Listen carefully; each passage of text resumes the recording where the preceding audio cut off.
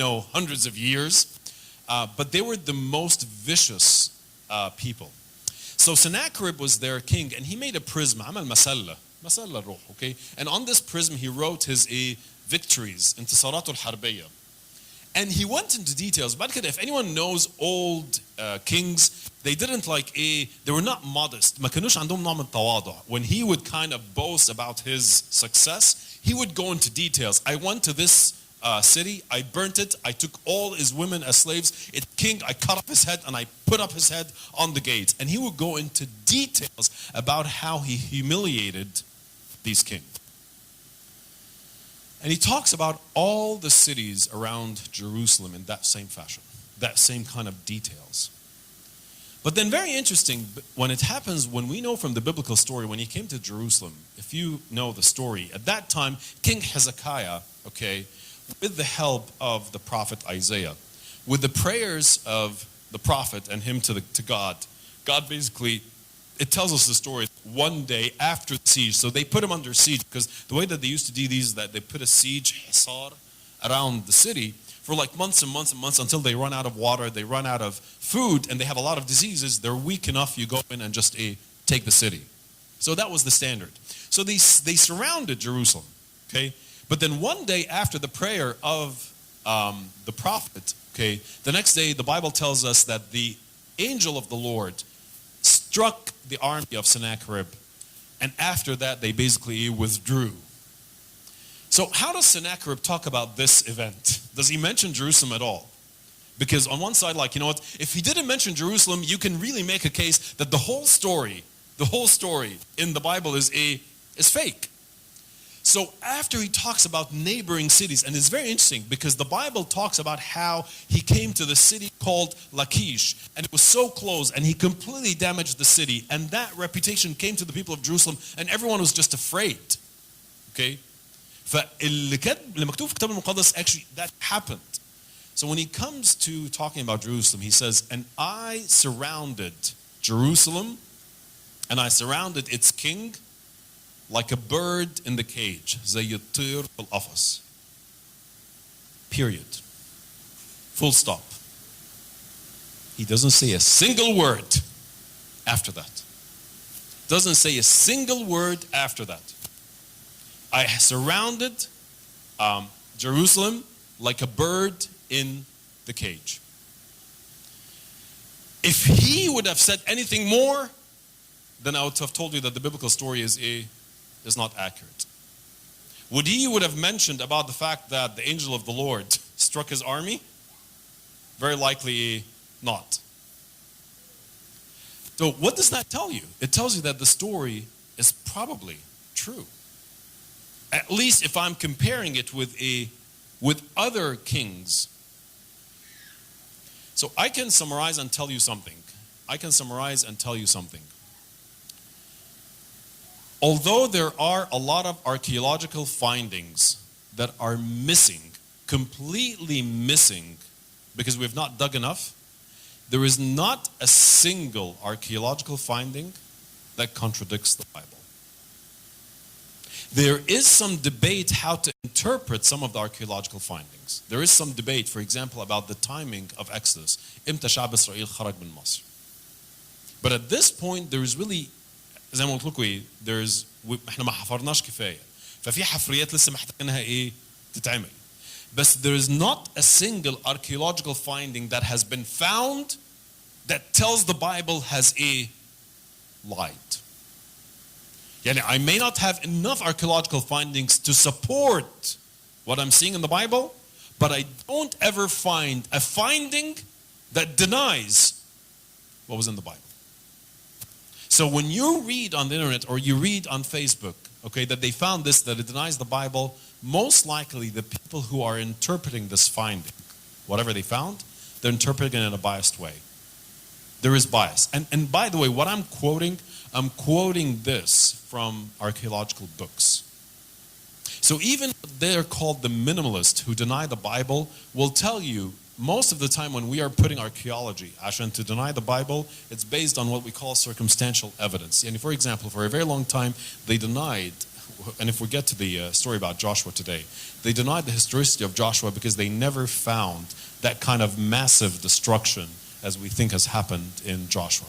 There is a reason for that, and we'll talk about it in the lecture of Joshua. But that was one of the things, Masan, for 50 years, in the last 50 years, the whole historicity of Joshua and the campaigns of Canaanite was completely denied because archaeologists, when they were digging, they just cannot find that kind of destruction. But based on the absence of that findings, they said Joshua is a complete fallacy. So the Bible is very historical. So let's take a break for questions, and then we'll go on because the next one is actually even tougher that we need to actually think about it. Yes? Thank you. Okay, so it's good that you started talking about archaeology, but I have a quick question, and maybe, George, I think you would answer this in a more scientific way. There is a guy called William Dever. William Dever is very well known for historical maximalization, and he talks about archaeology, of biblical archaeology, that it's called Syro-Palestine archaeology. That's what they call biblical in archaeological terms. So one of the biggest questions is, why is there not enough archaeological findings proving the Bible, when on the other hand there is a lot of archaeological proof for older civilizations like the Egyptian civilization and the Greek and things like that? Well, how would you answer that? That's a great question. So the guy that he's talking about is a guy at least in the moderate camp, because there's a group in the extreme camp that says the whole story of Israel is a complete myth because of the lack of a lot of archaeological findings. The one in the moderate camp, they're actually struggling at this point, and I don't want to go into a lot of details because that gets very complicated, is our understanding of the size of the population, okay, is as high numbers as we think it is? Or are we maybe, the numbers are a little bit off? And there are some theories behind that.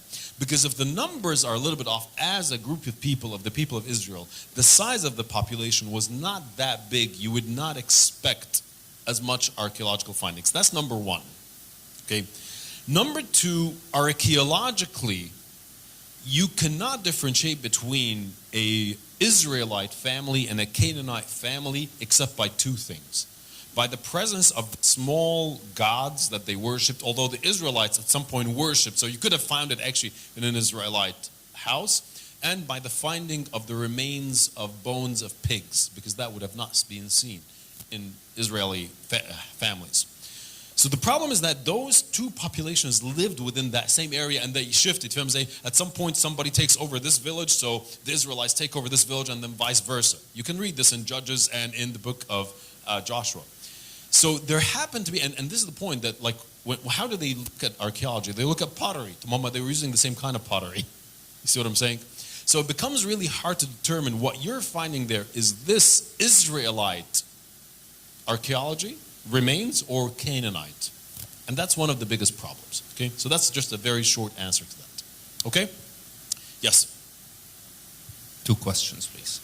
First is about how the books of the Bible got into one book. And sometimes we get challenged with people who are asking that, like for the New Testament, it happened.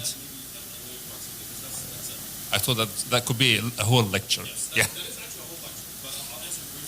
Yeah, so simply just to clarify to everyone, since the New Testament came like 300 years after the time it was wrote, so simply people are claiming that you guys gathered what you like to have aligned and you discarded anything else. Second is regarding the transition and the transmission of the Bible. So, very good, thank you. I was actually just giving a break, Shanini. I take a sip of my coffee. But this actually, the transmission, we were going to have a lot of that. Is it about the material we just did or something in?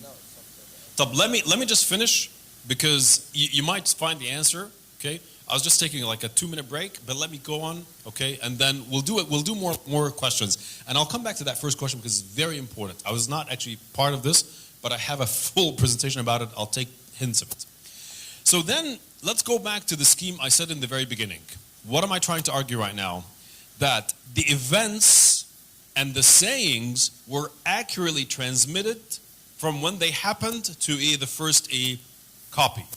فهنا what I've done in the last half hour, things are taking a lot longer than what I thought, but that's okay because we want to actually get the points. Is here I took two kinds of things are written. First, the creation story in Genesis 1 and 2, we defended it in a certain way, and then also the history of the events, and I defended it in a certain way.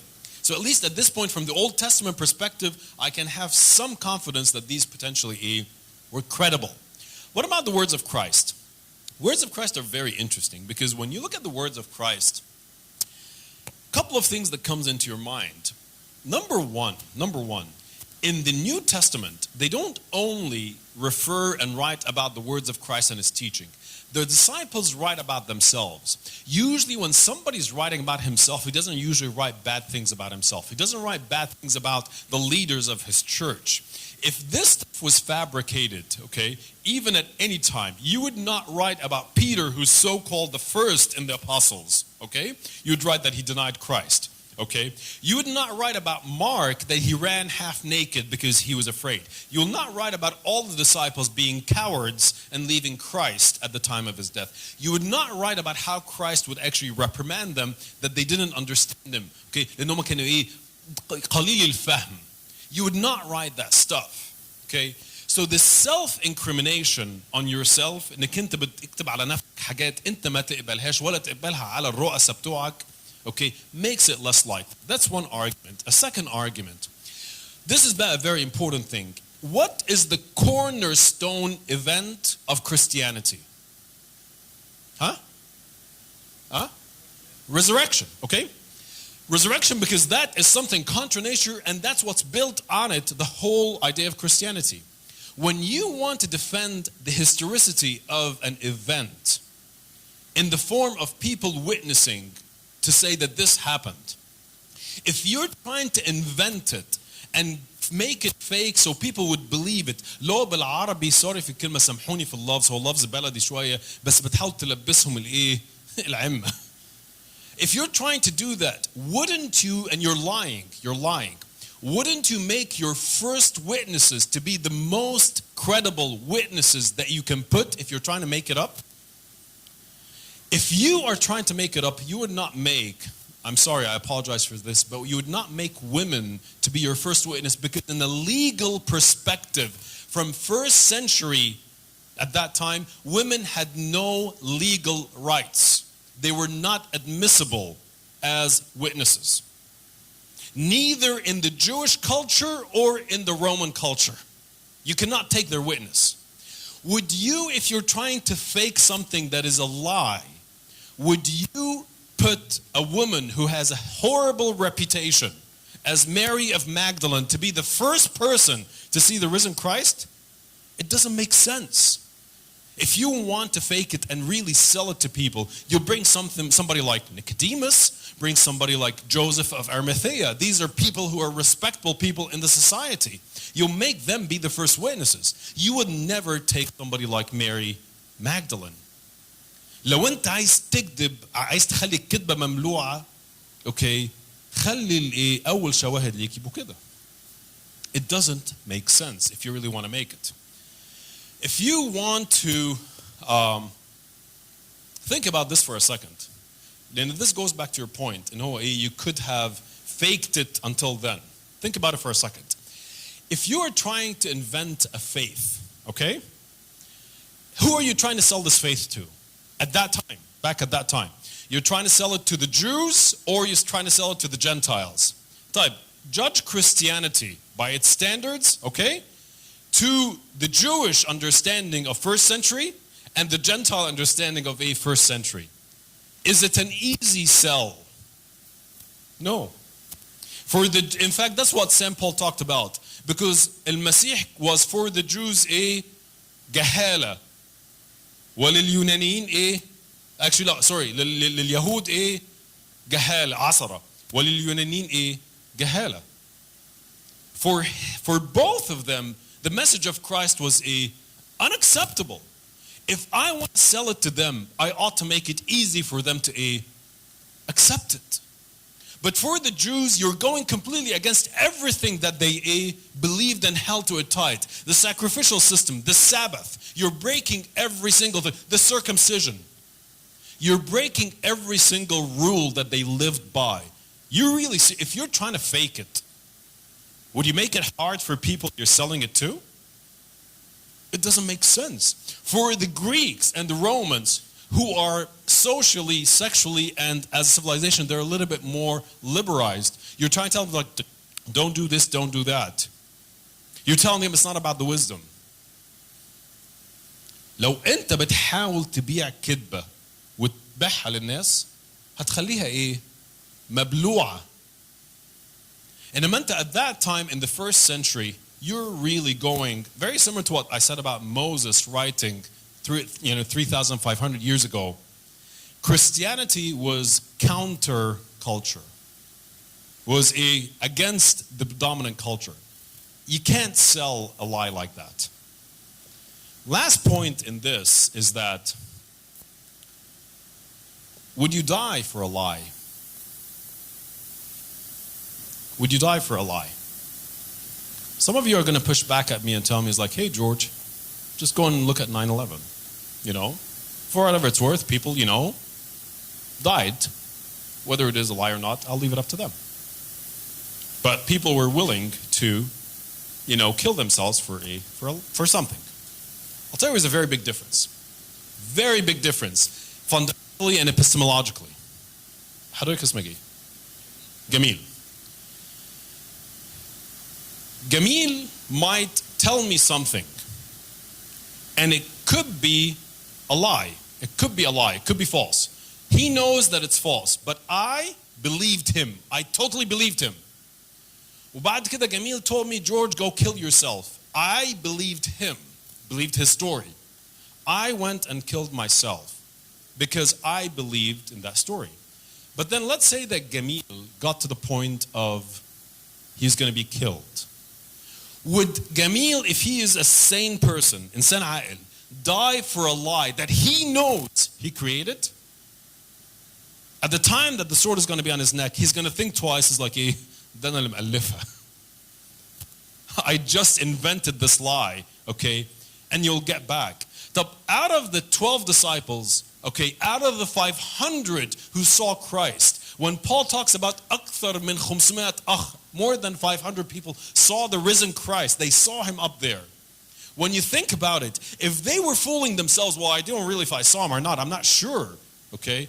Look at the 12 disciples. If they were inventing a lie at that time, would you really think they would die for a lie that they know in their deepest heart it's false? It doesn't make sense. People don't do that. People don't do that. Even with, when you look at, like, for example, mass hallucination or mass, like, David Koresh in the US, when his whole sect, they died before the US Army came on them. The big difference is all of them believed the guy who told them the lie. That's a very big difference. So for me, when you look at, the credibility of the words of the New Testament, okay, the Bible is embedded in history. The simplicity of the Bible makes it trustworthy. The events and the sayings of the Bible are authentic. So for me at this point, was it lost in transition from the events to the first writing? I think we have a lot of logical arguments to make against it. Whether it is in the Old Testament or in the New Testament. How about lost in transmission? So now I have a copy. What about going from this copy being copied over to my modern day? Look at this data. Number one, in the Old Testament, until about maybe 80, 90 years ago, the oldest copy of the Old Testament that we had was about from year 800 after Christ. من حوالي 800 بعد الميلاد. لغاية حوالي 80 سنة فاتت, كان the oldest copy that we had was about 800 AD. Okay? And everyone at that time was kind of doubting, like, you guys don't have the old, and there's a huge gap. And every one of the scholars was doubting the credibility of العهد القديم at that time. Until the discovery of the Dead Sea Scrolls, and I just visited that last week. It's an amazing, amazing site. But very interesting, in one يعني matter of luck, انتوا بتعرفوا القصة بتاعتها دي ولا لا؟ This قصة is a very interesting one. In the mountains of Judea, these are areas where البدو على طول موجودين. But there was a Bedouin boy, okay, who basically, one of his goats, this was like, you talk about luck, okay, واحد من الجوتس بتاعته دخلت في وسط المغارة دي. فهو قال لك هو انتوا عارفين البدو بيعتقد ان there is usually in these caves في جن.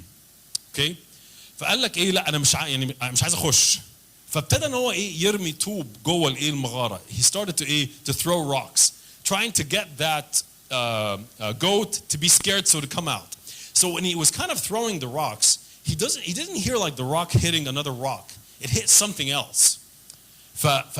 He realized something was wrong, was different about this cave. فهو قال لك ده في كنز. So he went in and really found just pots, jars, جران, okay? كلها خزف. So he took them and he thought that إن فيهم كنز لأن فيهم حبة ورق. قال لك ده حاجة خيبة. So it ended up it went from one dealer to one dealer until actually it came to New York. And when it came to New York, actually, they found that all of a sudden, in a matter of luck, the Bible and its manuscripts were completely shifted back in history 1,000 years. I said that the earliest copy we had until then, this was 1947, كانت من 800 بعد المسيح. The copies of the Dead Sea Scrolls are from 200 قبل المسيح. 1000 سنة. And the interesting thing, when they looked at those, this is actually the Isaiah scroll of the Dead Sea Scroll. This is كتاب إسحاق. They found that actually when they compared النسخة اللي كانت عندنا من 800 بعد المسيح to 200 before Christ, they found unbelievable accuracy between them. What does that tell you? That the people who are copying the text, okay, were so accurate in their transmission. Why? Because they were transmitting a religious text. And one of the things we don't even realize about the transmission of the Old Testament is that there are special people, they do it. And actually, قعدت مع واحد when I was in Israel last week. Okay, they have to, somebody writes the Old Testament and then they know the count of the letters of every single book of الكتاب المقدس. كل سفر عدين الحروف بتاعته. After somebody writes down and they know actually الحرف اللي في النص اللي في السفر هو أنهي حرف. So after a scribe copies the whole book, whatever book it is, somebody else بيرجع ويعدهم ويشوف الحرف اللي في النص. لو طلع مش مظبوط, that copy is not used. They have to do it all over again. It is unbelievable. Their tradition and their accuracy is unbelievable. فبالنسبة للOld Testament, it is remarkable how we have it. How about to the New Testament? This slide بقى is a bit busy, but please, أنا زي ما قلت هبعت الحاجات دي كلها لأبونا, بس please ركزوا فيها. Because this is the New Testament slide going back to your point, and I'll go back a little bit after that to how the books were collected. But here's the text. What does this slide show? هقف أنا هنا شوية. The center in the middle, okay, is the timing of when the events happened, okay? Is the time when the events happened. The distance of a circle from the event is the time frame from when the event happened to when the first copy that we have that records this event. اللي هو الفرق الزمني. وكل ما الcircle بعدت كل ما الفرق الزمني ده زاد. حجم الدايرة, the size of the circle is the number of the manuscripts that we have of this production. Of this production, مش event, الproduction, كتاب نفسه. طيب, let's take for a second the Bible. The Bible, you have, this is the event here and this is the beginning. This period is thought by even unbelieving scholars. المسيح عاش ومات وصعد, يعني صعد around 33 AD, 33 ميلادية. The first writing about المسيح وأقواله is considered to be about 55 بعد المسيح. Usually we think إنه بعض رسائل بولس الرسول. Okay? But around 55, so you're talking about a difference of 20 سنة, 20 years. The first gospel, which we think is the gospel of St. Mark, is about year 65, 67. 20, 30 years. وخلي بالكم برضو حاجة. This is happening in a time when people are using this tradition in a time when they're using it for worship. Anyone who's lived with the Jews knows how they are very accurate and meticulous about the text that they would use in a worship. So the transmission of the text and the tradition at that time is not dependent on a librarian in a library who is dependent on transmitting it. It's a group of people who are praying every single Sunday with that text. But there is kind of what we call the living a tradition. But here's the same. So if I compare this and then I look at the number of manuscripts, the number of the Greek manuscripts are now 6,000. The number of the translated manuscripts of the New Testament are about 20,000. This includes Latin, Coptic, Syriac, Ethiopic, and multiple other languages. So the total number of manuscripts we have for the New Testament is about 20,000. Okay? The earliest manuscript that we have for the New Testament, although it's a fragment, is from almost the end of the 1st century, very beginning of the 2nd century. And this one was very interesting because for a very long time, scholars said that John didn't write his gospel. It was actually, they say it was written in the end of the 2nd century, around year 190. Until they found in Egypt, actually, a papyrus had part of the Gospel of John, and they dated it from about year 110. But all of a sudden, that theory completely fell apart. Because if that manuscript is from 110, and we think that John wrote his gospel around year 90, it's very conceivable in Hawaii. This was transmitted right there. So then some scholars will come and tell me, George, you know what? 20-30 سنة ده انتوا ممكن تألفوا فيها ايه زي ما انتوا عايزين. You can fake and ايه تكذبوا وتعملوا اللي انتوا عايزينه. ايش ضمني ان 20 سنة دي فعلا is the right transmission of the event. هقول لك okay. By what standards are you judging? Are you judging by the standard انك انت معاك موبايل دلوقتي عندك text فيه, you share it and all of a sudden الناس كلها معاها ده? Is that the standard? Or should you compare it with the standard اللي كان موجود ايه back in that time, صح?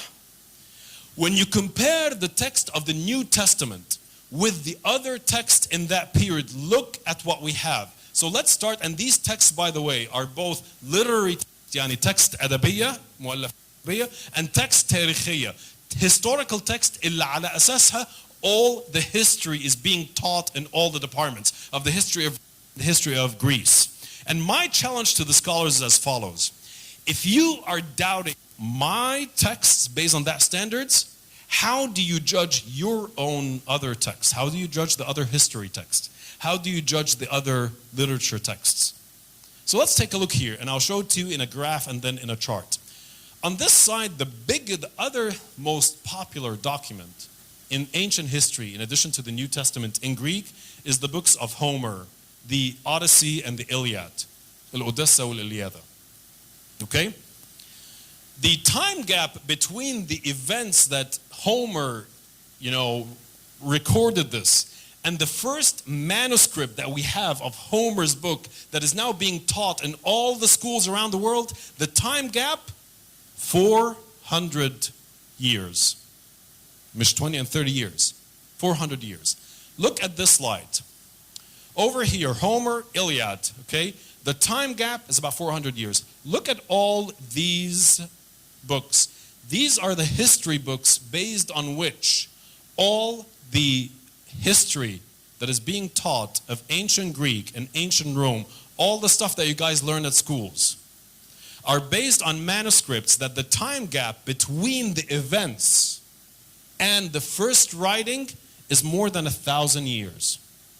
Based on number of copies that are like 7 or 8 copies. Compare this with the New Testament, okay? Maximum 50 years of a time gap. I even made the case that is even less than that. Number of copies only in Greek, and every day they find more, about 5,000 to 6,000. And if you count all the other languages, 20,000. So let me ask you a question. If you're trying to be fair, عشان من إيه بنكلش بمكيالين, okay? If you're trying to be fair, why would you want me to trust you teach history departments in the secular universities about all the ancient history, and you want me to believe all the literary production that you claim is transmitted accurately from Homer till now, based on these numbers, okay? And you want me to doubt the historicity of the transmission of the New Testament. And you're trying to make a case that the New Testament, when it was being transmitted, okay, that something was fabricated in it. So for me, okay, I think scholarship has a little bit of a double standard. Let me add something else and then I'll open for questions.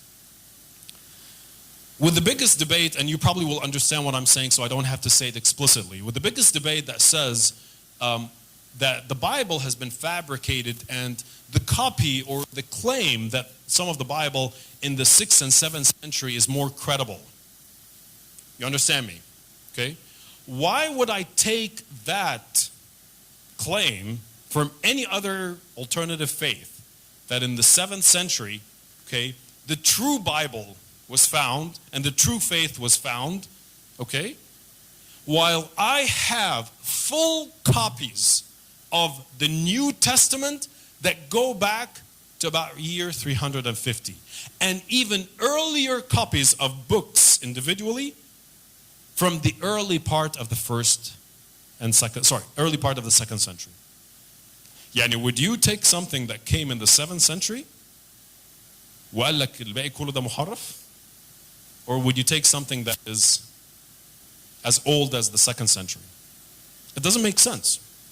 Why would I take a claim that is coming in the 7th century that Christ was not crucified or didn't die on the cross, when I have historians who are Roman, they're not fans of Christians, they're anti-Christians, okay? Who document within the 1st century, these are Roman historians, that Jesus was crucified and he died on the cross. Why would I deny that Christ was a miracle wonder maker when Jewish historians who are not fans of Christ, they're not favoring Christ, in the 1st century, they say this so-called Jesus was a wonder worker, a miracle worker, but he did all this by the power of the devil. From a Jewish interpretation, that's why we're interpreting it. But at least what is the historical admission? That he did miracles. So even the Jewish historians admitted that.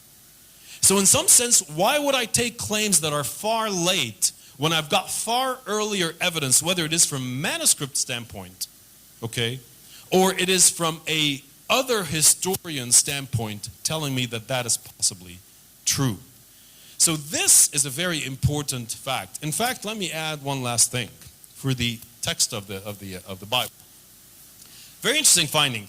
If by something happened, يعني بقدرة قادر زي ما بيقولوا, all the ancient copies of the New Testament, all of it disappeared. We don't have a single copy of the New Testament as we read it right now في الإنجيل بتاعنا. All of it disappeared. Do you believe that we can reconstruct the New Testament from the sayings of the church fathers by the 4th century? Because from the amount of times that the church fathers quoted the New Testament, we can reconstruct it, okay? They quoted more than 86,000 times, almost 98.9% by the 4th, maybe the early 5th century.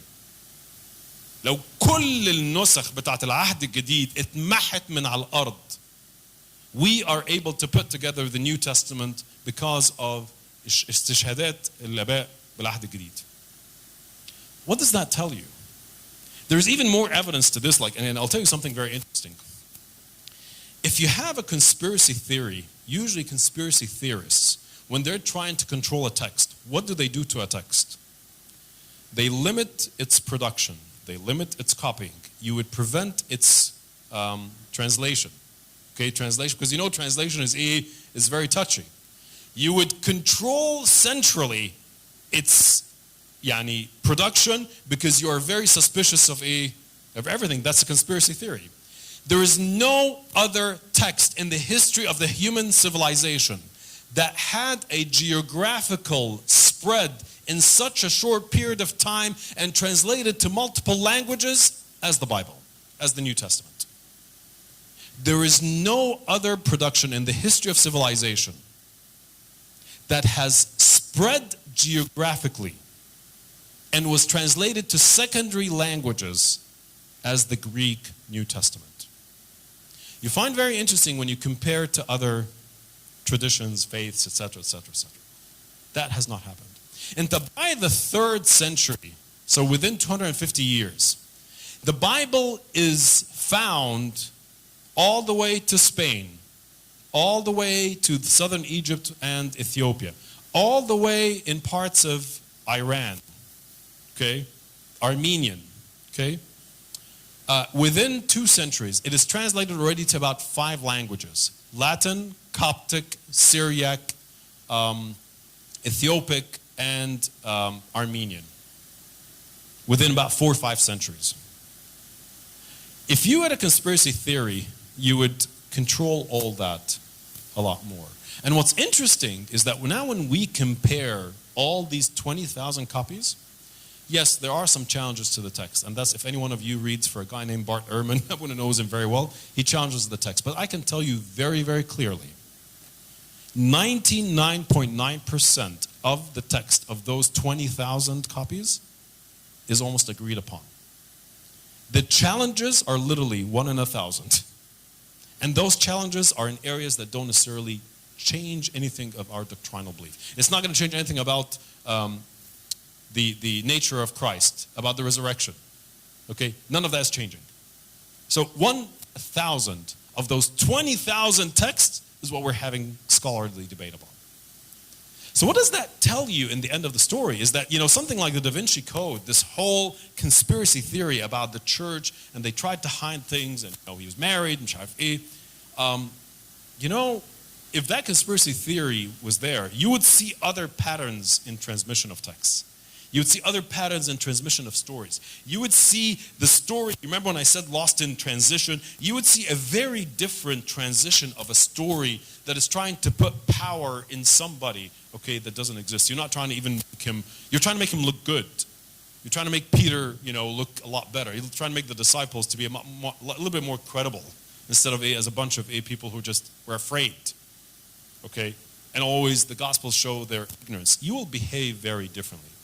So, the Bible, there's really no other ancient text that even comes close. Comes close. So then, I didn't actually put this in there, but just basically, this is kind of the actual communication, actual historical representation. It's one of the most attested historical texts, as one of the most influential texts of the Bible. So, of civilization. So let me very briefly answer your question about the collection of the books. So, for a period of time until about the mid-4th century, books in general were transmitted on what's called scrolls. The scroll is usually made of papyrus, bardi, okay? And you usually write one book on it, and then you roll it, and that becomes a book, okay? Usually the church at that time would have them in a box, and that would be the canonical group. That's one of the actually very interesting theories, why in the first 3 centuries there was a lot of confusion, like possibly other books, like part of the early patristics, the Shepherd of Hermas, Epistle to Barnabas, was kind of included at times, because usually those were scrolls. They're like this, okay? But it is very clear from the mid-2nd century that there is clear notion of people within the church starting to say, this is the legitimate canonized list. You find actually from the very beginning of somebody called Melito of Sardis starting to list which books are there. You find what's called the Muratorian fragment, and then you find in St. Athanasius starting to write, this is the list. What actually forces then the formation of a full Bible as a full Bible is actually very interesting from a historical perspective. There are 2 things actually that historians believe the formation of this full Bible. But by the way, we can't really say the Bible was formed in the 4th century. No. The Bible had been fully recognized all throughout, okay, the period of time, and then was put together as a codex for one simple reason, and I'll tell you why. But all this time, the church recognized, how? That's what they worshipped with. What the church worshipped with is what was canonized. And that's one of the biggest differences between us and our brothers and sisters in the evangelical church who deny, for example, the deuterocanonical books. To me, I don't necessarily need to wait for a council to come in the 16th century, the Council of Trent, to canonize these books. I don't really agree with naming them the deuterocanonical, because that's waiting until the 16th century to give them a canonical status. The fact is that the Orthodox Church was worshiping with those books from the 1st century. I find it something very interesting. You know the prayers of Sabt al-Nur? You will find very similar use of those prayers in the Russian and some of the Eastern Orthodox churches. So what does that tell you? That predated a Chalcedon. So that was before 451. That kind of usage in those days of Sabt al-Nur. So what does that tell you? That our use of those books made it canonical. To me, canonization is a liturgical process. It's not a counselor. I don't have to wait for the Council of Trent until the 16th century. Council of Trent was 1500 and something. يعني ما ينفعش نوع يعني sometimes our brothers and sisters in the evangelical church say those books were made canonical in the 16th century. So obviously that's not canonical, because at that time the church was already split. That's not the right way. No, they were being worshipped from the early church. Going back to your question, how did it come to that kind of real formalization? Historians think there were two biggest factors in kind of selecting in, selecting out of the books. Number one, when you had scrolls of some of the books, let's say you had, the Epistle of Paul to this, and then the Gospel of Luke, but then also you had the Shepherd of Hermas, and you had the Gospel of Thomas, okay? Say, for example, okay? Because there was a little bit of confusion in the writings. But then when the persecution happened, and the persecution, part of the way that the Romans, when they would come and persecute people and say, you're a Christian, one of the proofs, دلائل, انك انت you're a Christian, انك انت عندك ايه, scrolls بتاعت ايه, كتاب المقدس. So at this point, if I'm gonna die, I better be sure that the scrolls that I have are worth dying for. If I don't believe that the Gospel of Thomas is authentic, أنا مش عايز التهمة تلبسني because of a text that is not authentic. So it is believed that عصر الاستشهاد filtered a lot of those books, because one of the proofs that people were Christian and based on which they were killed was the possession of texts and scrolls. So you better be sure what text you're dying for. That's number one. Number two, the transition historically from scrolls, individual scrolls, to a codex. When you have a codex, لو الكتاب المجلد, the codex is مجلد. Anyone who's putting a codex كمجلد, you have to think which books to include and which ones you cannot, because there's a limit to how big you can make a codex, right? انت لو عندك scrolls وحطيتهم في box, زود 2 3 مش مشكلة. يعني مثلا for example, Shepherd of Hermas, ده من اللي هم بيسموه له ايه, the early fathers, okay, بيسموه early apostolic writings. There was some debate about whether it should be included or not, okay? Shepherd of Hermas اللي هو راعي هرماس. هو كتاب اسمه راعي هرماس. ده يعني هو ده is considered a 2nd century production, okay? بنسميه دلوقتي احنا early apostolic fathers اللي هم الاباء اللي هم كانوا في القرن الثاني, okay? في منهم كتب. يعني مثلا letter to Barnabas is considered letter لبرنابا, okay? ده غير انجيل برنابا خالص, okay? ده بيعتبر فيه اصدارات اتكتبت في usually اغلبيتها في اواخر القرن الاول والقرن الثاني. يعني مثلا في القديس كليماندوس اللي هو كان بابا روما, اوكي, اتفضل يا ابونا. English? حاضر. So there was somebody called Saint Clement who was in Rome, came right after Saint Peter, okay? He wrote a letter. So because he was right after Saint Peter, for some of the early Christians, okay, يعني wanted to include his writing in the canonized list.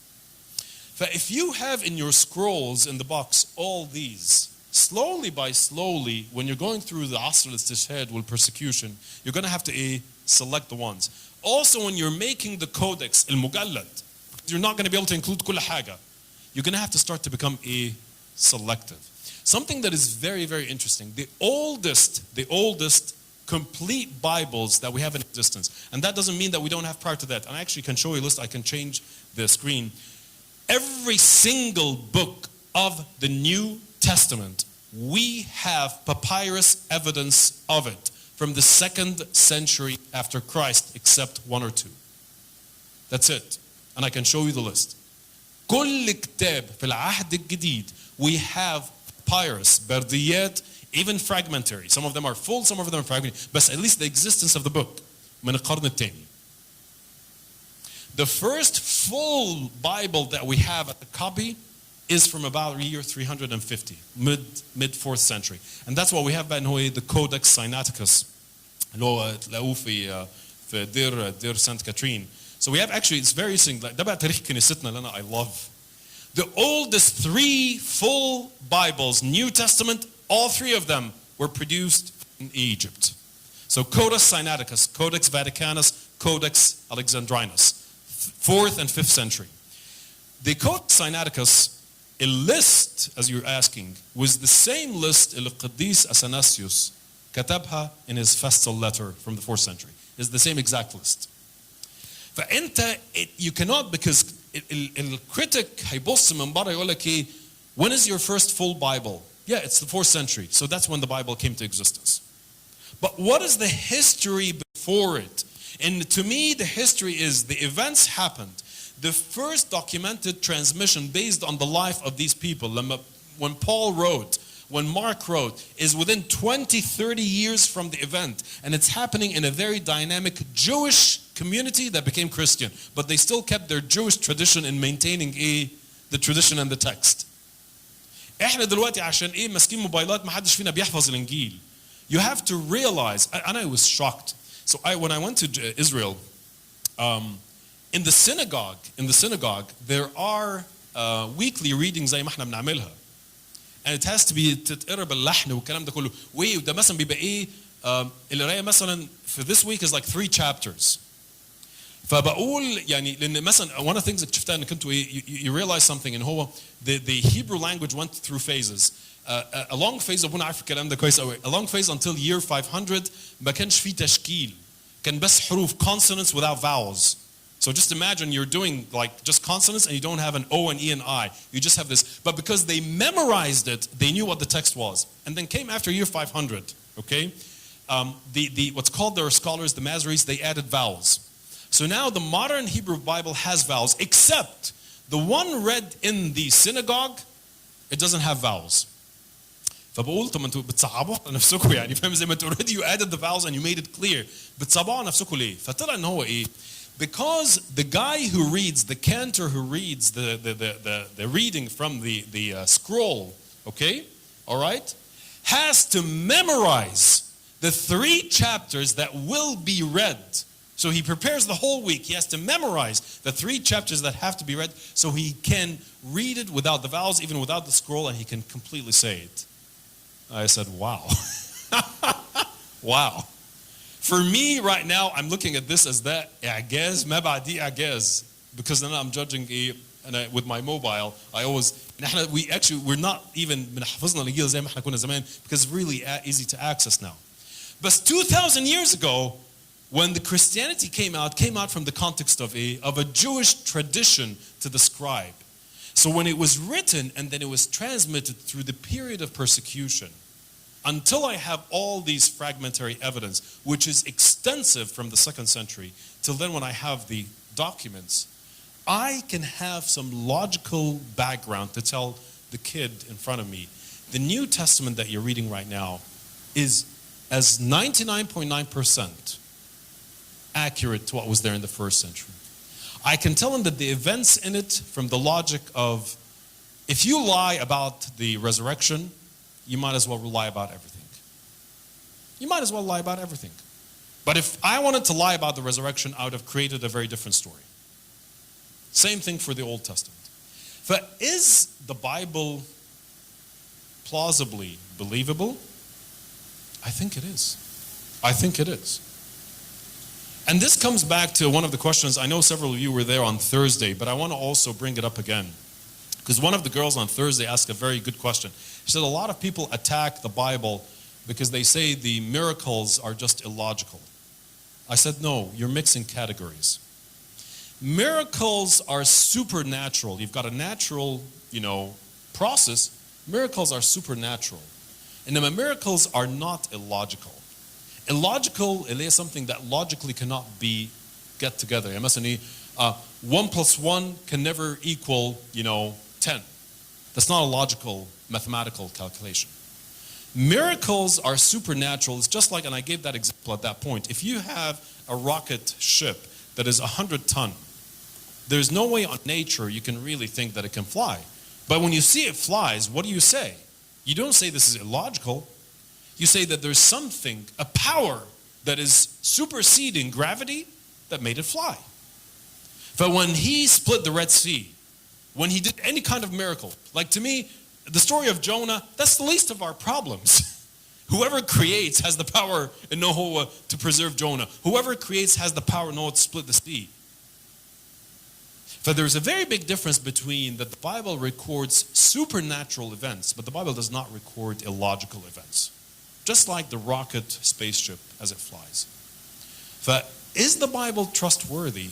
I think it is. I think what I'm trying to get out of this lecture is that we have to know a little bit about all these details. So whether our kids, our youth, or people from other traditions challenge what we believe in, we know how to answer. Okay? So now let's open the floor for discussions about this. This is the first lecture. I'm done with it. So we'll take open questions, and then we'll take a break, and we'll poll people to what we do next. Okay? So we'll start here, and then we'll go around. So the difference between the accuracy and credibility of transmission versus translation. Because so many times in our interpretation of the Bible, we get misinterpreted, so we have to go back to different language so we can get... So does the accuracy of the translation impact the accuracy of transmission or not? I had a full course, full 16 weeks just for that question. The problem with the translation is not just the translation. The problem is also what are the manuscripts that you're using to translate, because not every publication is using those 20,000 manuscripts. They tend to be selective a little bit because you're not going to be able to view all of them. People don't have that capability. So also every translation implies in it a certain theological, when you translate, you interpret. I'm going into the original. The reality is that every single translation has its difficulties. Because when you look, for example, at the difference in the Old Testament between our Bibles and our lectionary اللي احنا بنصلي بيه سواء كان الأجبية أو سواء مثلا في قراية مثلا الأسبوع الآلام. Why is the difference? The difference is because one of them is coming from the Hebrew translation, one of them was coming from the Greek translation. Okay? So that's why you find a little bit of difference in that. The matter of the fact is that even within the Arabic translations, I do believe that the Van Dyck is a relatively very, very, very credible translation. It has its difficulties, by the way, and I think one of its biggest difficulties, which I think is a claim for us as a church, okay, to really, ربنا يدينا نعمة, at some point we need experts, we need people who can translate, we need people who can produce. One of the problems of the Van Dyck that it doesn't use as many texts coming out from Alexandria, which are considered to be of the prime value in textual criticism. When it was produced, those manuscripts were not discovered. Okay, so those manuscripts actually add a lot. But the differences are not major. Okay, but in general, the Van Dyck is a very, very credible translation. At the time when you see the language is not understandable and then you read it in English, you find it is more readable, just because the Arabic language has far more words and vocabulary than English. Arabic language is one of the hardest languages because the breadth of words you can use is immense. Compared to English, compared to Hebrew, okay, is very limited. So they can use words that we have no clue what they mean. And then you read it in English and it becomes a little bit more understandable because there's a much more limited vocabulary. So I don't think at that time, and then here's the problem, طبعا I know some other faiths can come and say, well, your Bible is not accurate because look at all these translations. But anyone who has a little bit of logic will understand. The reason why did we translate the Bible? So people can read it. Okay? If people can read the Bible to a certain accuracy of 99%, okay, and they can understand it, but 1% they can't, okay, because it's either debatable how we translate this instead of this, they still got the message of salvation. Okay? That 1%, if you really want to be dogmatic about it, then go back to the original. We have an undebated 99.9% original language text. So we can debate about the Arabic, we can debate about the English. Is New King James better? Well, the NRSV, well, the NIV. We can debate this from here until eternity. But at the end of the day, Ana wa Abuna can go back to the Greek version and we cannot disagree upon that. Because the Greek version is very secure. Okay? So in terms of translation, يعني برضو we have to be balanced. I don't want ان انا اشكك في translation because that's what we're using. And I'm telling you, it's probably very 99% if not more credible and accurate. Okay? If I want us to use it, I want us to trust it. But if we ever get to a point of a textual issue, we always have the original language, and that's what I've been studying. Okay? We'll go around and then come here, okay? Go ahead. I've seen this comment thrown around by a lot of my colleagues abroad, and one of them was actually doing studies in religious studies. And it's always this comment about, yeah, but there's a lot of errors in the Bible. Whenever we mention, and it's always, like, how do you say it? It's a word that gets thrown around a lot. I mean, Yes. I never go into details. But It's called I don't know. variance. Variance. Yeah, what is that? What are they Okay, actually great referring question. to? Great. So that's Bart Ehrman. That's Bart Ehrman. That's what he lives his life on. So what is a variant? You've got 20,000 manuscripts, okay? So I am looking at the text in this manuscript and I'm comparing it with the 20,000. And if I find something different in this manuscript than the rest, I count this as what you call a variant. It's not an error because, you know what, it's an alternative, something. So when you look at those alternatives, what's called variants, okay, sometimes they like in presentations called, there is errors. It's not the right academic word, it's called a variant. When you look actually at the number of variants in the 20,000 manuscripts, they're about 500,000. 500,000. So this 500,000, then critics come to people who don't know, come and say, the Bible has 500,000 errors. And in fact, one of the most famous things that Bart Ehrman likes to say on his debates, and it's on YouTube, for every word in the Bible, there are 3 errors. Because the words in the Bible are about 130,000, and 500,000 there's 1 to 3. That's not the right way, and I'll tell you why. What counts as a variant? What counts as a variant? So very simply, you know how, in spelling words, how it differs between the British and the American? So if you say color, in the British it's C-O-L-O-U-R, in the American it's C-O-L-O-R, right? But both of them mean a color. That kind of spelling difference is there in Greek. So for example, Ioannis, which is John, can be spelled with 1 N or 2 N's. So that is a very common variant. Does it change anything in the meaning? 0. Another common variant is that because it's another very interesting one. You know how we in the Coptic Church, we would refrain from saying, for example, يسوع جه ويسوع عمل. دايما نقول ايه؟ السيد المسيح، نقول رب المجد يسوع. Okay? We like to give kind of a certain respectful title. So it's very interesting that you find that when scribes in later times will come and mess and they find the word Jesus mentioned, they'll always add Jesus Christus. Because they just would not want to just put just Jesus. That same kind of respect that we have, they had. So that's a variant. Okay? So was that original text Jesus or Jesus Christus? Most likely it was Jesus. But does it change anything in the meaning? No. And likewise, the reality is statistically, if you had only 5 copies of a text, how many variants would you expect? Not much. If you have 20,000 copies, you're expected statistically to have more variants. So then 500,000 is because the Bible is the most copied and transmitted text in ancient history. It's just a matter of numbers. So out of these 500,000, and by the way, the 500,000, if you find a variant that comes, let's say, in the 10th century, but was not existing in any manuscripts whatsoever prior to that, including the very early ones, that variant is just thrown away as a scribal error. It has not even they call it actually a non-viable variant. Not viable.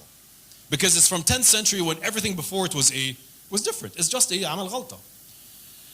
Let me summarize to this, because even Bart Ehrman, who is the most avid critic of the Bible this day and age, out of النص مليون literally أقل من 1/100,000 من دول carries any academic significance ان احنا ايه نتناقش مع بعض وناخد وندي to the point ان احنا مش عارفين. Out of all النص مليون دول, the number of texts that actually might have some theological ايه هنتناقش مع بعض, يعني عارف احنا it's credible to the point ان انا اعمل conference واقعد اتناقش معاك فيها, are not more than 10-12. That's it. ومن ال 10-12 دول not a single doctrine ولا عقائديا ولا لاهوتيا ولا إيمانيا ولا مسيحيا, nothing is challenged. To the point in هو what is really يعني it's frustrating and people actually critique Bart Ehrman on this. عمل كتب, one of the books he had to read those books, كتب that critique the Bible and the text, and people read it, okay, and they read it as like all of a sudden it's like بيتشكك is like I can't trust the text anymore. And then at the very end of a thick book, in a footnote, in just a footnote, he writes, okay, and none of these differences have, caused any significant doctrinal challenge within the church. Okay? Yes, the book forged, exactly. So at the very end, he puts just a footnote. طبعا ما حدش بيكون قراه ساعتها. So yes, there are about 500,000. I don't think the right way to describe them is as error as much as a variant. And I explained to you why these variants exist and how can you evaluate. Okay? But that's a very common debate. طبعا, you can understand, people who are critiquing Christianity would take these words in a heartbeat and without going into a lot of details, will use it in debate. Quoting a scholar who's very notable, the notable biblical scholar Bart Ehrman said that the Bible, the current text of the Bible, has 500,000 errors. End of story. I hope that we are more kind of knowledgeable than that. Great question. Yes, who's next? Yes, can we get him the microphone, please? Oh, okay, sorry. Amgad, and then I'll get it to you. Okay, go ahead. مساء الخير يا أمجد، دكتور. اولا ازيك؟ نورت دبي وربنا يبارك Thank فيك you. ويبارك We're خدمتك. longtime friends. It's this topic is one of the very most debatable topics, and it's good that you shed a good light on it. Thank you so much for that. My question is الأصفار القانونية المحذوفة. Yes. ليه وحذفوها ليه؟ Excellent question. So بص يا أمجد, هو historically the what we call the extra-canonical or deuterocanonical or اللي هم الأصفار القانونية المحذوفة. The time of when it was rejected by our brothers and sisters, the Protestants. That time was a time كان في مشاكل كتيرة جدا, كان في مشاكل سلطة الكنيسة, كان في مشاكل عصمة البابا, كان في مشاكل who's right and who's wrong, كان في مشاكل مين من حقه even يقرأ الإنجيل ويفسر الإنجيل. You have to understand that Martin Luther, when he came, one of his biggest things, which to his credit, he actually did the church a bit of a favor, إن هو أخذ قراية الكتاب المقدس فقط من الكنيسة اللي هي ممثلة في like البطرك والأساقفة واداها للشعب. الشعب نفسه ما كانش من حقه إن هو يقرأ الكتاب المقدس. Okay? And that's one of the reasons, by the way, حاجة برضو تشهد لكنيستنا القبطية. When I started looking at this, I was dumbfounded. Actually, كنيستنا الشرقية in general, مش بس القبطية, الشرقية. Do you know in the first full copy of the Bible to be translated into English did not come until about the 14th, 15th century, while English existed, before that. Why? Because they wanted to keep it in Latin and not to be translated as Sha'an al-Sha'b ma irhash. Until about the 14th, 15th century. And I find in the bay, الكتاب خلاص اترجم للقبطي امتى؟ في القرن الثاني. we have actually نسخ منه من القرن الثالث. Okay? Fragmentary. It's amazing to me how ان احنا برضو ككنيسة لا اقرا الكتاب المقدس, have it. بالنسبة للوست it was a kind of prohibited. فبالنسبة لهم this started the whole point of who has the authority to say what.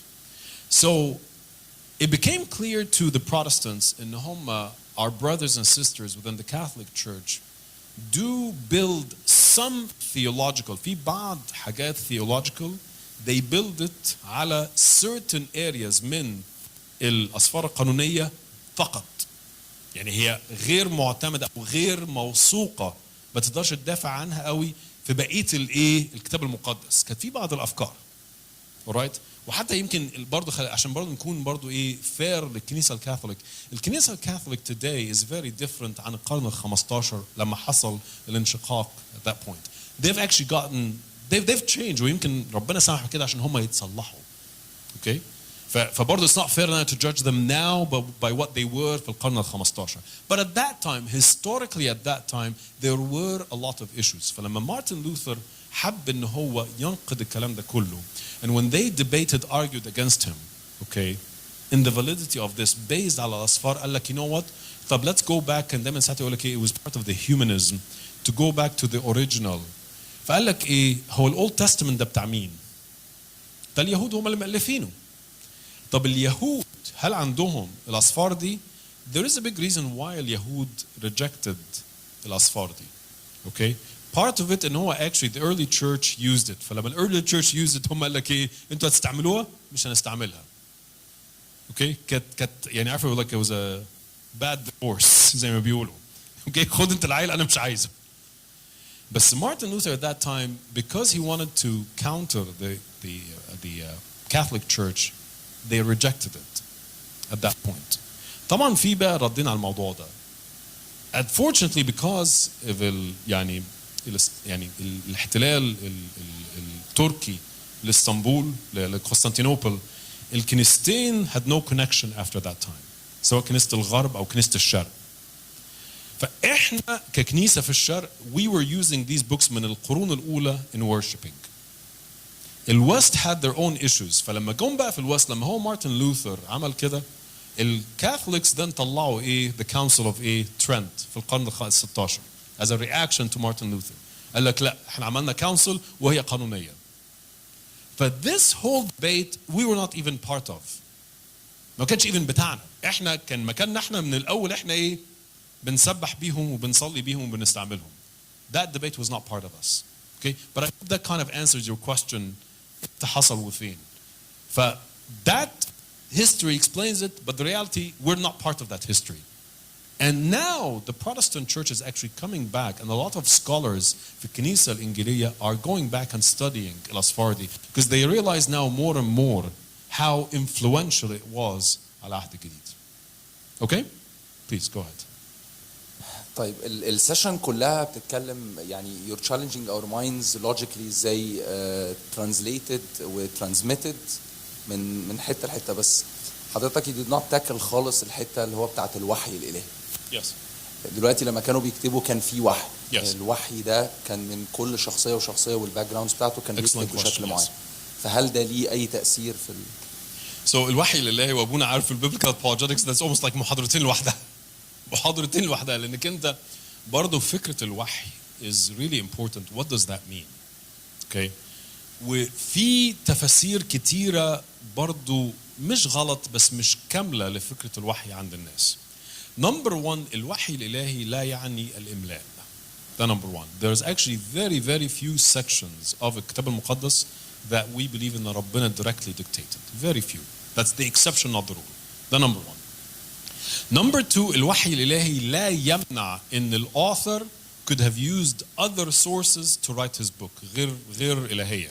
يعني very very clearly, okay, the writers of ملوك وأخبار الأيام used historical sources موجودة, okay, to write. الوحي الإلهي لا يعني إنك أنت ما تستعملش فلسفة موجودة around to write about it. قديس بولس الرسول, okay, في أعمال, okay, استشهد بفيلسوف يوناني. اوكي عشان بس يثبت قضيه ان هو ان الله موجود. اوكي معروفه كويس قوي ان سليمان الحكيم ممكن ان هو يكون كان له بعض الاقتباسات من بعض الحكمه اللي هو قراها من حكمه مصريه, في لقوا ان بعض التشابهات. اوكي من الجائز ان موسى النبي وهو بيكتب يكون استخدم الفاظ او terms as words, اوكي, من ال neighboring areas. فالوحي الالهي does not mean انك انت هتخترع حاجه out of nothing. اوكي. الوحي الالهي means ان هو ايه؟ ان الكاتب وهو بيكتب he is guided, he is guarded, okay, in what he is writing to reflect truth. As simple as that. الوحي الإلهي does not mean انك انت you're given complete knowledge of what happened. You're given what the divine revelation wanted us to know. الإنجيل ما هوش complete knowledge by the way. Complete knowledge is بتاع ربنا. ربنا ادانا السلام الإلهي sufficient زي ما بيقولوا عشان احنا ايه نعرف هو مين ونعرف خلاصنا. انما complete knowledge ده بتاع ربنا. الوحي الإلهي ودي بقى الفرق. دي بقى الفرق I think بيننا وبين some of اخواتنا مثلا البروتستانت. الوحي الالهي ليس فقط يعتمد او منحصر فقط في الكاتب، اوكي، لما كان بيكتب الايه الكتاب، ولكن الوحي الالهي اللي هو مين بيدي نعمه الوحي الالهي؟ الله من خلال الروح القدس. ده عمل الروح القدس، ده عمل ايه دايركت للروح القدس. طب الروح القدس do you really want to convince me انه الوحي الالهي بعد ما كتب هو اول نسخه سواء مثلا تكوين او اشعياء او whatever it is، مين اللي حفظ الكلام ده؟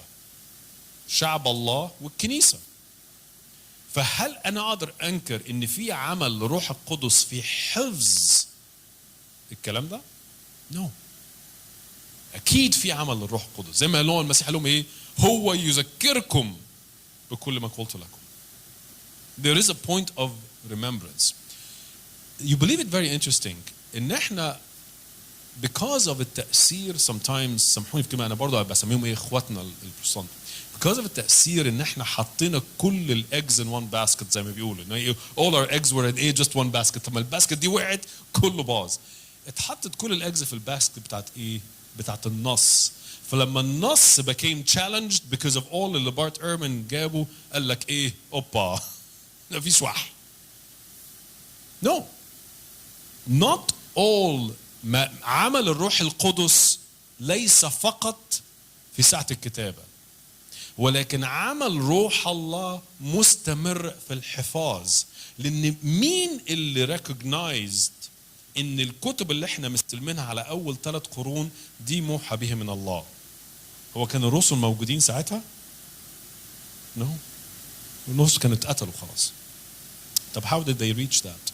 How did they recognize that it was this? طبعا في حاجات من ضمن التكست انهم اخذوا كتب كانوا ايه متالفه من الرسل، كتب كانت بيسموها كان there were 5 criteria. They were apostolic, they were Catholic معناه ان هم ايه universal على كله، اوكي. They were usable، مش فاكر الاثنين هم ايه، اوكي. بس that's how they recognize من النص، بس in the same time في عمل للايه؟ للروح القدس. You find something very interesting. That same feeling of الروح القدس working في what they call the community of believers is the same mentality اللي عند Jews. So for example, انتوا عارفين العهد القديم there are برضه some challenges between the texts. في when you talk to Jewish scholars it doesn't bother them. ليه؟ لأن هم بيعتبروا إن عمل الله فيهم هم كشعب as a community of believers is what preserves the text. they're not putting كل مصداقية النص على ايه؟ على المؤلف او على النص اللي هو ده ايه؟ احنا عندنا فعلا النسخة اللي هو ايه موثقة ومختومة من كده. They believe that the community is given a gift من عند ربنا. Okay, to preserve that. طبعا ممكن بعض الناس يقول لك جورج ما دي نقطة إيمانية بقى ايه؟ يعني can be very flexible. Yes, بس I hope برضو الأدلة اللي أنا بينتها في الأول إن هو يعني مصداقية الأحداث، مصداقية الكتابة، مصداقية إنك أنت you're dying for a text. Okay, why would you do that? برضو gives you a bit of historical credibility.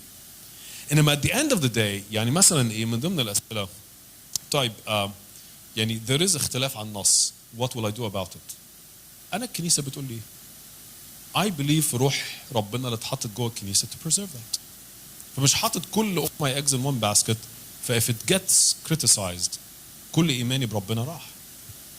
Great question. Okay. Any other questions? Yes, go ahead. Go ahead, Yamina. We'll take مثلا 1 or 2 more and then we'll take a break, Abuna, and then we'll come back. Yes, go ahead.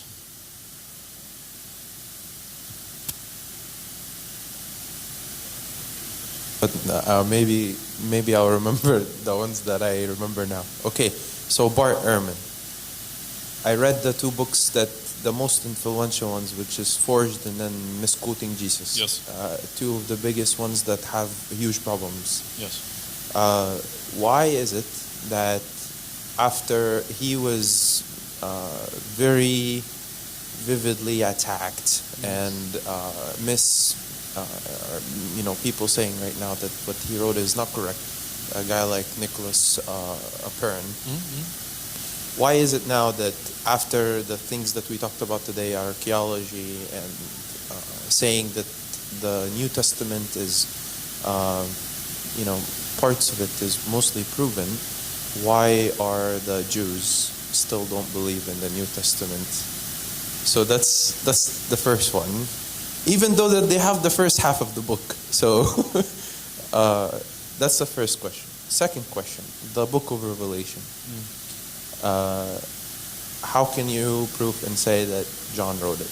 Okay. So great questions. The answer to the first question was a revelation to me visiting Israel.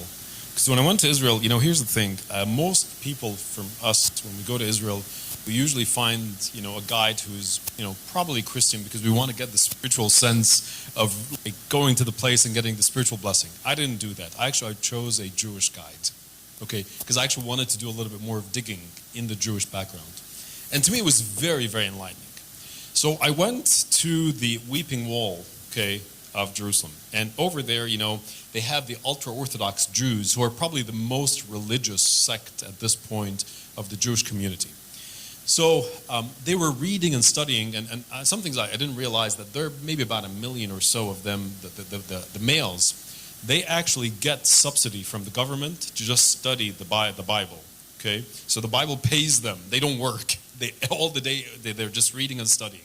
Very amazing that people's taxes are paying for them.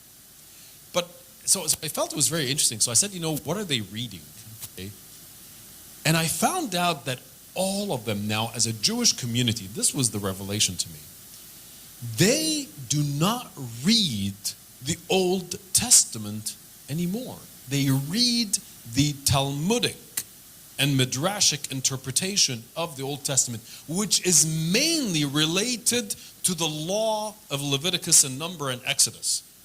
which اللي هو ايه الشرح بتاع القانون. لو انت مثلا في يوم السبت كم خطوة مسموح لك انك انت تعملها. يوم السبت is okay, they're not allowed to use electricity. What constitutes, now we're debating what constitutes electricity. For example, so I was asking him, do they read Isaiah? He said, no.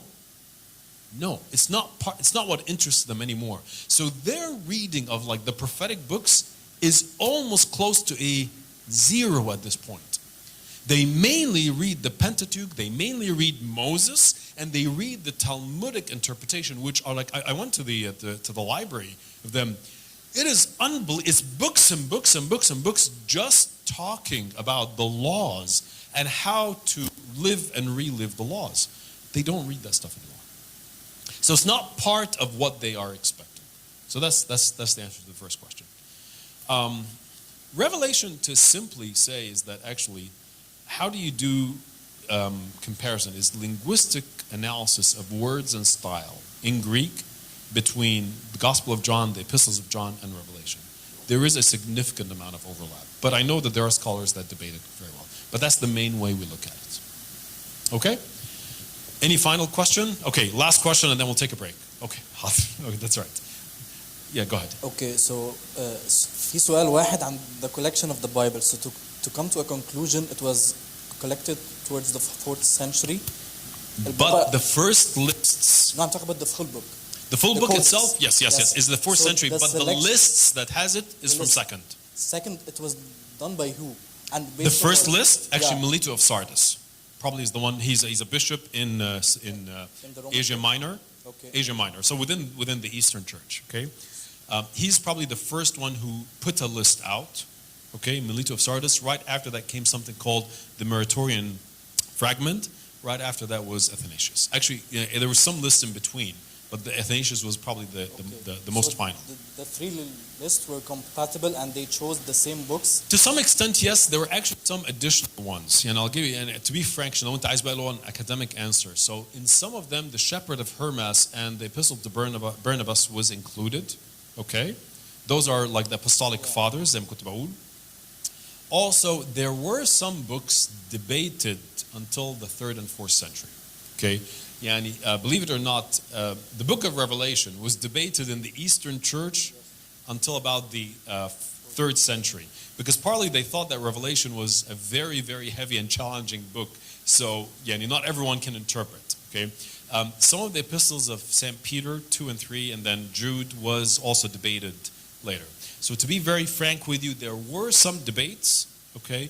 But we say usually by the 3rd century, most of those settled down. So it was chosen based on the beliefs of these people, right? The beliefs, like what they believed was right. Right, but also, you remember one of the criteria I said, one of the biggest factors in terms of choosing a book at the end was the universal approval from the church, which included, from Alexandria all the way up to Rome, of that book.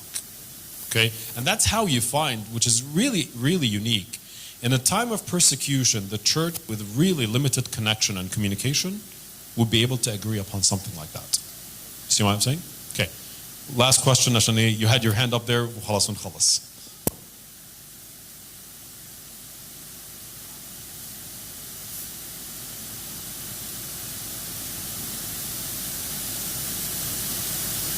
I'll take a step back to the archaeological facts. Yes. So there is some kind of lame criticism when it comes to miracles happening in the Old Testament. Yes. It comes from the perspective that they do not deny it, but I'll take, for example, Moses when they crossed the Red Sea.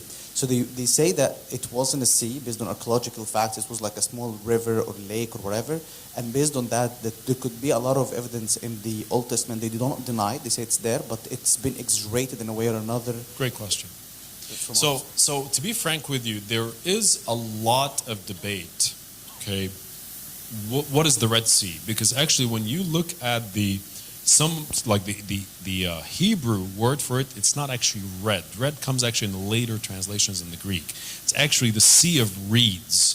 Okay, it's Yam Suf, which is Sea of Reeds, which is a very interesting thing because based on some of the modeling of where they would have lived and where they would have crossed based on ancient routes, okay, that it would not necessarily be the sea, the Red Sea as احنا طبعا the Red Sea by itself is not practical. Some people when they think the Gulf of Suez, okay, would be within that. But there are some more like alternative models that actually say in Kinta at that point, by the way, bodies of water change over time, okay? Whether it is naturally or actually unnaturally. I'll give you an example. بحيرة السد العالي, okay? This is only 20-30 years, صح? Back in the days, ما كانش عندهم بيعملوا سد بس كانوا بيعملوا canals. So there was actually evidence of canals that actually had في المنطقة بيسموها بحيرة المنزلة, okay? البحيرة المنزلة دي was a huge body of water because actually there was a canal from the Nile that was going to it to make irrigation on both sides. When you look at the potential place of where they lived, which is most likely around محافظة الشرقية, that's where most archaeologists believe, okay? And they would have taken their way out to Sinai, a huge body of water. And by the way, طبعا دي تقول بعض الناس تقول لك طب ما دي تنكر ايه المعجزة. Not really. It's a huge body of water. It is still a miracle, okay? Because if anyone been through بحيرة السد العالي, it's as bad as a sea, okay? In fact, لما انت مثلا تروح مثلا في برضه إسرائيل بحيرة طبرية, okay? دي بحيرة. بس it really can get storms in it. فعلا تحصل ايه معجزة اللي هو السيد المسيح لما هدى البحر, okay? It's that bad. فwhether it is ان هي ليه بقول بحيرة المنزلة؟ لأن بحيرة المنزلة معروف ان هي كان فيها كتير من هو الريدز اللي هو those kind of reeds from which they get actually the papyrus. كانت معروفة ان هي it's a place like that. عارف اللي هو marshes, they see it like that. So some people believe that that's actually the case and that's where they would have actually reached to the beginning of Sinai and then went down all the way to Mount Sinai. طبعا يعني you'll ask me, does this, like my George, this means that احنا بنشكك في المعجزة? Not necessarily. It is still a huge body of water that they were stuck in front وجيش فرعون وراهم, okay, وربنا كان عمل معهم المعجزة. ف do we have 100% confirmation هم عدوا من أي حتة? No, we have يعني إيه hypotheses. But at the end of the day, just going back to the point of Exodus, I was talking أول امبارح على Exodus. To me, I have a lot of evidence for Exodus, but I think there is still a debate about when did it historically happen. كانت في القرن ال14 ولا القرن ال12 ما قبل الميلاد. Okay, based على dating مع التاريخ المصري و based على dating في كنعان. For now, I'm not doubting the miracle. I'm just trying in a historical sense to find out better data to tell me when. نفس الكلام بالنسبة هم عدوا المية دي فين. Okay, هل كانت خليج السويس أو فعلا بحيرة المنزلة, and it was huge at that time because of المية اللي كانت بتفيد into it. In either case, it's an academic question. Okay, it is an interesting question, but I don't think it makes any real difference to المعجزة. Would I have to expect archaeological evidence for that? It's almost impossible. It's illogical to do that. Okay, part of also the reason, and طبعا بعض الناس يقول لك there's really no evidence in هو الشعب بني إسرائيل عاش في مصر. هم عاشوا في مصر في أي حتة. أي حد has been لمحافظة الشرقية والدلتا knows إن الأرض في الحتة دي بالذات مع فيضان النيل, لأن ما كانش فيه سد عالي. Okay, every single year it floods. The dampness of the soil would not allow anything to be preserved. Is very different than Upper Egypt where you find a lot of these remains. Okay. So even from an archaeological standpoint, ما اقدرش اقول إن هو absence of evidence of the Israelis in Egypt in that area is a proof of their non-existence. That's not the case. Okay? So did I answer your question in that part? Okay. أبونا ناخد قد إيه break يا أبونا؟ ساعة ونص؟ Okay. Sure. I'm sorry عشان طولت عليكم شوية, بس ناخد قد إيه break؟ Half an hour? Okay. Hot. Okay, we'll take half an hour and then we'll come back. And then when you come back, actually, we'll see what people want to talk more about, okay?